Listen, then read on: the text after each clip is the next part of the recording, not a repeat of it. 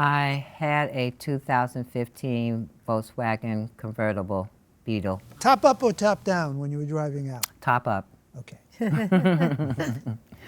I was coming out of Jersey Mike's, which is a submarine place. Yes. It was up this end. So I was already coming out of the parking lot. I had just passed them, and there's like a little speed bump there because all of this was being constructed for In-N-Out burgers. So they had this a one way. Can I just stop you? But where were you parked in that parking lot? Okay, let's just say this is Jersey Mike's here. This is the last parking space. Yes. I was right there in the last parking space. So that's about 4 or 5 spaces that you were driving. Yes, past. and on this side, there's like 3 or 4 vacant store fronts.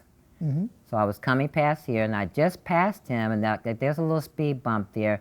And sometimes when you go over the speed bump, your car makes those little creaky sounds, you know, the metals are running. So I thought it was that. So I looked in my passenger rear view mirror just to see if anything was going on. And that's when I seen Nathan readjusting his car and driving back into the space. When you were driving and you saw the speed bump, did you slow down a little bit? Yes. How fast do you think you were going, by the way, before you slowed down to hit the speed bump? Maybe about 5, 7.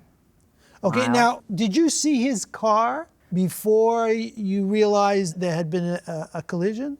There were other cars parked here, then a little like 2 or 3 spaces empty, then his car, then there was other cars up here. So once I passed him, I didn't really notice him readjusting. I had already passed. Okay. As a matter of fact, this is a photograph, this is your exhibit, of the damage that was caused to your Volkswagen. Yes. And I assume this is your passenger side Right back. rear wheel. Yes. And Nathan, can you tell us what happened from your point of view? Yes, so I pulled in to the parking spot here to pick up an order from actually that Jersey Mike's up here. And I noticed that I was too close on the line, so I needed to readjust.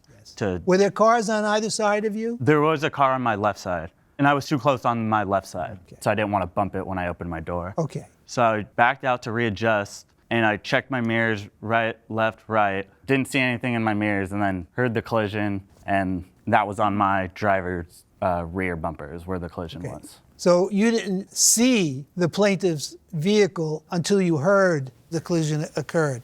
Now, what happened after the collision? What happened? Well, after I seen him readjusting his car, I backed up, and I wasn't really panicking about it. You know, I knew the impact wasn't that bad. Right. You know, so we just got out, and he explained what he was doing, and I told him, you know, don't panic, and we just exchanged information, and we left.